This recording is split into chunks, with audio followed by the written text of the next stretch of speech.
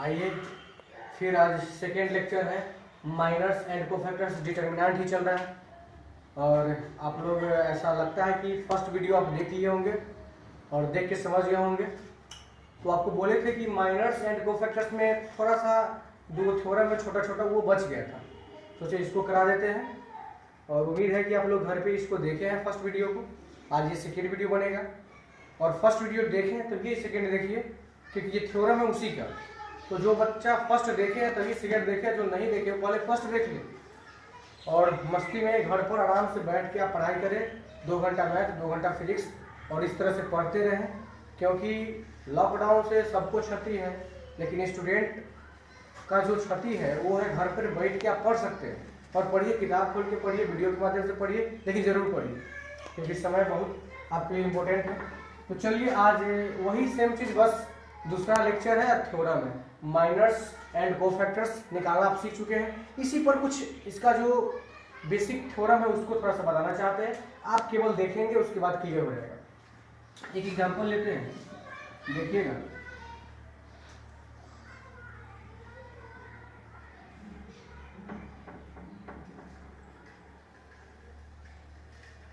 चलिए बोलिए, एक डिटरमिनेंट लिखिए। अब यहाँ से हम कुछ बोलना चाहते हैं और समझाना चाहते हैं, आप समझेंगे। देखिए, सबसे पहले जो बात है इसमें हम कुछ बताएंगे, करेंगे, आपको केवल देखना है। लास्ट में आपको 2 रिजल्ट हम बता देंगे, आप समझ जाइए। चलिए, ये आपको बहुत पहले से पता है कि सर ये जो है R1 मतलब फर्स्ट रो है, ठीक है। ये आपको पता है, ये सेकेंड रो है, इसको इस तरह से लिख सकते हैं। और ये क्या है, थर्ड रो है। चलिए, first row, second row, third row, ठीक है, बहुत अच्छा। आप ये देख लीजिए। चलिए, अच्छा आपसे मुझे कहे कि जो फर्स्ट रो में एलिमेंट है उसको बताओ, तो आप कहिए सर फर्स्ट रो में आपका एलिमेंट जो है वो 1 है, 2 है और 3। जैसे ठीक है, ये आप फर्स्ट रो का एलिमेंट बता दिए।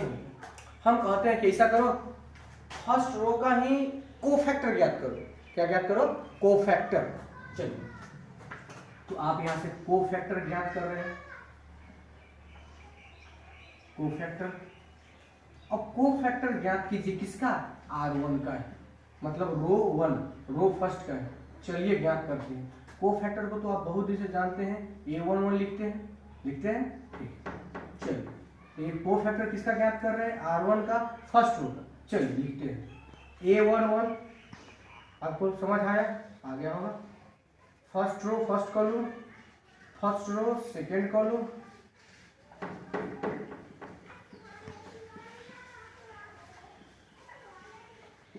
चलिए यहाँ तक कोई दिक्कत नहीं। हम क्या करना चाह रहे हैं, अभी रो 1 जो था उसको लिखे हैं, और रो 1 का ही कोफैक्टर लिखना 4 है, बस देखना है। तो रो 1 का कोफैक्टर लिखना 4 है, और कोफैक्टर कैसे निकलेगा तो सीख चुके हैं, फिर निकालते हैं। देखिए A11 बोलिए, सेम वही बात। First row first column, first row first column, क्या बचा? 5 1 3 4, 5 1 3 4, 5 1 3 4। कोई दिक्कत नहीं। चलिए इसको निकाल लेते हैं थोड़ा सा। 5 का 20 माइनस 3 इक्वल टू। अब देखिए तो 17 इसका आंसर आया, ठीक है। और आप जानते हैं कि सर कोफैक्टर में चिन्ह चेंज होता है, तो बोलिए ना 1 1 कितना हुआ? 2 है, इवेन है, तो कुछ छेड़छाड़ करेंगे नहीं करेंगे, ये 17 चलेगा, यही कोफैक्टर है। अब इसको देखिए, first row second column, first row second column निकालिए। 4 1 4 1 4 1 2 4 ना, 4 1 2 4, 4 1 2 4। आप लोग भी ध्यान देंगे, 4 1 2 4। चलिए इसको निकालिए तो थोड़ा सा। 4 चौक 16 माइनस 2, 4 चौक 16 माइनस 2 इक्वल टू 14, ठीक है, कोई दिक्कत नहीं। चलिए, अब ये सर इधर कोफैक्टर आप निकाल रहे हैं माइनस की तरफ, माइनर की तरफ होंगे, ठीक है। ये तो कोफैक्टर है, तो रो कॉलम को जोड़ेंगे, तो रो है 1 और कॉलम है 2, 3 और 3 है ऑड, इसलिए क्या होगा, इसका जो साइन है वो बदल जाएगा, माइनस चिन्ह। कोई दिक्कत अभी तक नहीं हुआ। अब इसको निकाल लेते हैं A1 3 का। देखिए, first row second column, sorry first row third column 45 23 45 23। कोई परेशानी नहीं होगा। 45 23 फर्स्ट रो थर्ड कॉलम ठीक। 4 तिहाई 12 माइनस 10 इक्वल टू 2। शायद आप समझ रहे हैं। अब देखिए थोड़ा सा चेक कर लेते हैं। माइनस की तरफ निकाले, माइनस की तरफ कोफैक्टर देख लीजिए। 1 1 था, ये ठीक था, ये लिख दिए थे। 1 2 था, 3 इसलिए चिन्ह चेंज हो गया था। तो देखिए 3 1 कितना होता है 4। अब 4 क्या हो गया इवन, इवन हुआ ना। इवन हुआ तो चिन्ह चेंज करेंगे नहीं करेंगे, तब 12 में से चेंज गया तो 2, ये ठीक है। तो आपका ये कोफैक्टर निकला, कोई दिक्कत नहीं। अब देखिए एक बात बोलना चाहते हैं कि आप R1 के एलिमेंट क्या लिख चुके हैं, ये देख लीजिए। अब R1 का ही कोफैक्टर यहाँ लिखे हैं, जो कि आपके सामने कोफैक्टर निकाले A11 का, और ये आया 20 3 17 ठीक है। जो भी आपके सामने है इसका चिन्ह चेंज हुआ है, और ये 3 4 था इसलिए नहीं हुआ ठीक। आप क्या किए, R1 के एलिमेंट निकाल आपको पता है, और R1 का कोफैक्टर भी आप निकाल चुके हैं। अब हम कहते हैं कि दोनों को गुना करके ऐड कीजिए, तो आप चलिए ऐड करते हैं। दोनों R1 का एलिमेंट कितना है 1, तो 1, इसी का भी कोफैक्टर कितना निकला है 17, इसको गुना कर दिए ठीक है। यहाँ बहुत ध्यान देंगे, दे दिए। चलिए R1 का जो एलिमेंट है कितना है 2 है, 2, तो इसका कोफैक्टर से गुना करेंगे। इसका कोफैक्टर कितना है 14 माइनस 2। कोई दिक्कत नहीं होगा मेरे हिसाब से। ये 3 कितना है 2 2। क्या किए भाई कि R1 के एलिमेंट में R1 के ही कोफैक्टर से गुना किए। अभी तक क्या किए, गुना किए, और गुना करने के बाद सबको ऐड कर दीजिए। बोलिए 17 का 17 प्लस 14 दूनी 28 और माइनस, ये माइनस 28 हो जाएगा। और देखिए तो प्लस 3 दूना 6, तो इसको जोड़िएगा, ये दोनों प्लस में है, ये माइनस में है। 17 6 कितना हो जाएगा 17, और ये 6 दोनों प्लस में है ना, जोड़िएगा 23 हो जाएगा। 23 और माइनस में 28। अब बताइए कितना बचेगा 5 माइनस 5। बोलिए आंसर कितना आया -5। एक रिजल्ट आप देखें कितना आया -5।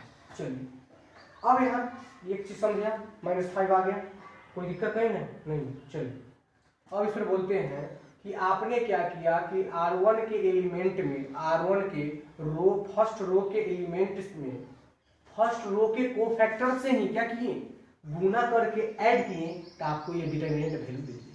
ये क्या दे दी, डिटरमिनेंट दे दी। फिर से सुनेंगे, फर्स्ट रो मतलब R1, फर्स्ट रो में फर्स्ट रो के कोफैक्टर से ही गुना करके ऐड किए, तो आपको एक डिटरमिनेंट वैल्यू दे दिए। आप इस बात को समझेंगे।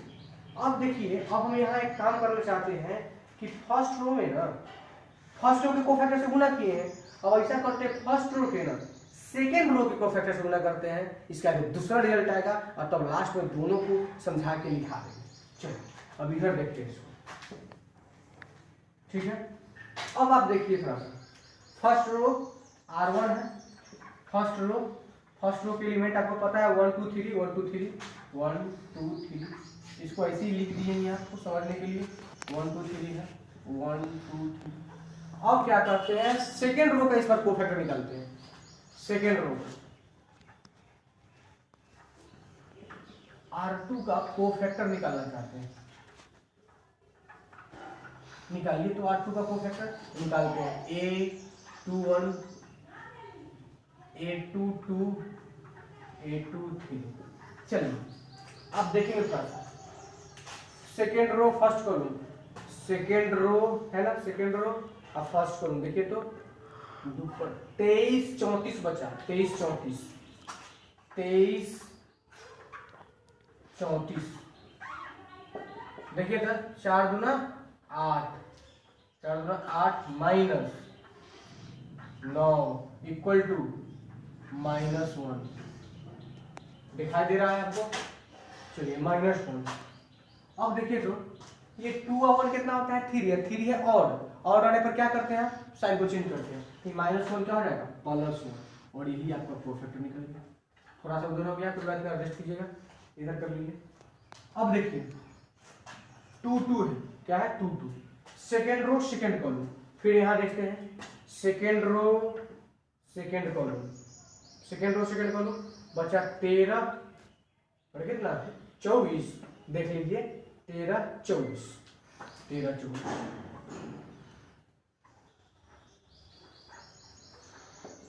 चार इकाई 4 माइनस 3 गुना 6 इक्वल टू आया -2। अब देखिए तो 2 2 4, अब 4 है इवेन, इवेन है तो नीचे अर्थात -2 आंसर निकालना है। अब बात को समझ रहे होंगे, अब बहुत पहले से सीख रहे हैं माइनस को factor. Second row third column, second row third column, second row ठीक है, और थर्ड कॉलम ये भी ठीक। बचा 1 2 2 3 12 23, क्या बचा 12 23, 12 क्या बचा 12 और 23, 3 इकाई 3 -4 इक्वल टू -1, क्या बचा -1। अब वही 2 और 3 कितना होता है 5, 5 क्या है ऑड नंबर, ऑड नंबर है तो चेंज हो जाएगा, -1 हो जाएगा +1। तो आपने क्या किया R2 का कोफैक्टर निकाल लिया। अब देखिए R2 का कोफैक्टर निकाल लिया। चलिए अब फिर पहले की तरह R1 फर्स्ट रो के एलिमेंट में सेकेंड रो को कोफैक्टर से गुना करते हैं। इसमें क्या किया था आपको पता है ना, फर्स्ट रो के एलिमेंट में फर्स्ट रो के कोफैक्टर से गुना करके ऐड किए थे, फिर -5 आएगा। अब यहाँ क्या कर रहे हैं, फर्स्ट रो में सेकेंड रो के कोफैक्टर से गुना करते हैं, खूब गौर करेंगे। चलिए कीजिए तो 1 1 गुना करना है 1 से, इसका कोफैक्टर कितना है 1 1 प्लस 2, ये 2 का कोफैक्टर कितना निकाले थे -2 गुने -2, फिर प्लस 3 इसका कितना आया था +1 आया था ना, +1 आया था। चलिए +1 से गुना वही 1 इकाई 1 2 दूना 4 का -4 अब +3 वही 3 है 1 कितना 4 आई -4 वैल्यू कितना हो गया 0। अब देखिए एक जगह रिजल्ट 0 आया, एक जगह इतना आया था। अब हम एग्जांपल से आपको इस एग्जांपल के सहायता से 2 थ्योरम थे उनको समझाने का कोशिश किए, अब उसको लिखाते हैं, अब कुछ बोलते हैं, आप गौर करेंगे। देखिए करना क्या है और समझना क्या है, दोनों में अंतर है। देखिए हमने एक 3x3 का डिटर्मिनेंट लिया और 2 थ्योरम क्लियर करना चाहे। अब देखिए थ्योरम को ध्यान से सुनिएगा। हमने क्या किया कि फर्स्ट रो के एलिमेंट को के अवयव को फर्स्ट रो के एलिमेंट को फर्स्ट रो के कोफैक्टर निकाल के क्या किए गुना करके ऐड किए। फर्स्ट रो के और फर्स्ट रो के कोफैक्टर को ही निकाले और क्या किए गुना करके ऐड किए। खूब बढ़िया से समझेंगे। फर्स्ट रो में क्या किए, फर्स्ट रो के कोफैक्टर से क्या किए गुना करके ऐड किए। फर्स्ट रो के कोफैक्टर को निकाल के गुना करके ऐड किए ताकि डिटर्मिनेंट वैल्यू दे दे। और यहाँ क्या किए कि फर्स्ट रो में सेकेंड रो के कोफैक्टर से, दोनों में अंतर समझिए, उसमें जिसका रो था उसी का, जिस रो का एलिमेंट लिए थे उसी रो का कोफैक्टर लिए थे। इसमें क्या लिए, रो एलिमेंट लिए R1 का और कोफैक्टर निकाले R2 का। एलिमेंट लिए R1 का और कोफैक्टर किसका निकाले हैं, आप देख रहे हैं यहाँ R2 का। तो अब क्या कोफैक्टर निकाल के आप गुना करके जोड़े तो रिजल्ट 0 आया। इससे 2 थ्योरम यही है। अब इसको भाषा में आप लिख लीजिएगा, क्या है कि यदि किसी डिटर्मिनेंट का किसी रो या किसी कॉलम का भी सेम मान, किसी रो या किसी कॉलम के कोफैक्टर को उसी रो या उसी कॉलम से गुना करके ऐड करेंगे, उसी रो या उसी कॉलम में गुना करके ऐड करेंगे तो आपको एक डिटर्मिनेंट वैल्यू दे देगा। लेकिन किसी भी डिटर्मिनेंट के किसी रो या कॉलम के एलिमेंट को उसके अलावे दूसरा रो और कॉलम के एलिमेंट से गुना कीजिएगा ना तो रिजल्ट हमेशा 0 आएगा। बात को समझिएगा, रिजल्ट हमेशा 0 कब आएगा, तो किसी भी रो या किसी भी कॉलम की एलिमेंट को उसके अलावे जिस रो और जिस कॉलम को आप लिए हैं उसको छोड़ के कोई दूसरा रो या कॉलम के कोफैक्टर से गुना करके ऐड कीजिएगा तो आपका रिजल्ट हमेशा 0 आएगा। और जिसका निकाले हैं उसी के कोफैक्टर से गुना कीजिएगा तो आपको ये डिटर्मिनेंट दे देगा। ये दो थ्योरम थे, आप इसको लिख लीजिएगा और इसको समझ लीजिएगा कि अच्छा जिसका रो या कॉलम के आप उसी के कोफैक्टर से गुना करेंगे तो आपको ये डिटरमिनेंट वैल्यू दे देगा, और उसके अलावा दूसरा के कोफैक्टर से गुना करेंगे रिजल्ट हमेशा 0 होगा। और ये दो थ्योरम थे छोटे छोटे, और इसको हमने एग्जाम्पल से क्या किया, क्लियर किया। अब इस बात को समझ गए, यही दो थ्योरम थे। ऑब्जेक्टिव इससे बनता है कि किसी भी रो के फर्स्ट रो में सेकेंड रो के कोफैक्टर से गुना करेंगे तो क्या होगा देख लीजिए, और उसी के कोफैक्टर से गुना करेंगे तो क्या होगा, डिटरमिनेंट वैल्यू दे देगा। अब इसका वैल्यू भी निकालिएगा तो -5 आएगा, आप देख सकते हैं। और यही दो छोटा सा आपके पास दो थ्योरम था, इसको क्लियर कर दिए। अब आप घर पे जाके क्या करेंगे, 4.4 एक्सरसाइज निकाल के पूरा बनाएंगे, आपसे सारा के सारा क्वेश्चन बन जाएगा। जो नहीं बनेगा आप कमेंट करके पूछ सकते हैं, मेरा पर्सनली व्हाट्सएप है उस पर भी पूछ सकते हैं, इस पर भी कमेंट कर सकते हैं। यूट्यूब चैनल पे जो ACC classes for 11th and 12th है ये चैनल है, इस पर भी आप पूछ सकते हैं, और फिर जो भी डाउट है उसको क्लियर करेंगे। यहाँ तक कंप्लीट है, ठीक है, गुड बाय।